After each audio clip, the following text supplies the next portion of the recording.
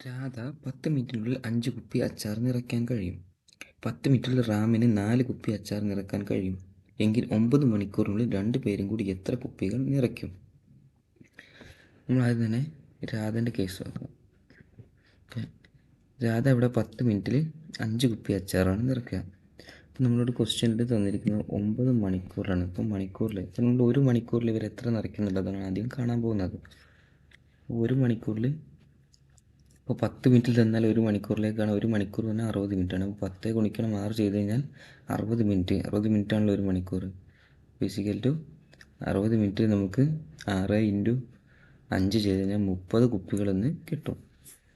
അങ്ങനെയാണെങ്കിൽ രാധ 1 മണിക്കൂറിൽ 30 കുപ്പി അച്ചാർ നിറയ്ക്കും. ഇനി റാമിൻ്റെ കേസ് നോക്കാം. റാം 10 മിനിറ്റിൽ 4 കുപ്പി അച്ചാറാണ് നിറയ്ക്കുക.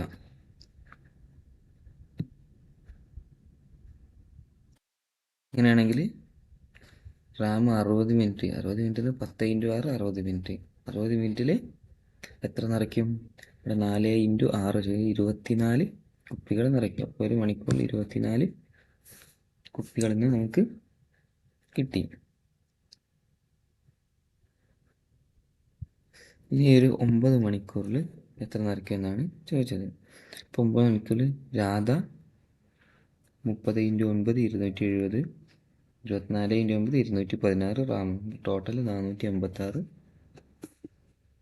കുപ്പികൾ നിറയ്ക്കും. അപ്പോൾ ഓപ്ഷൻ സി ആണ് ആൻസർ.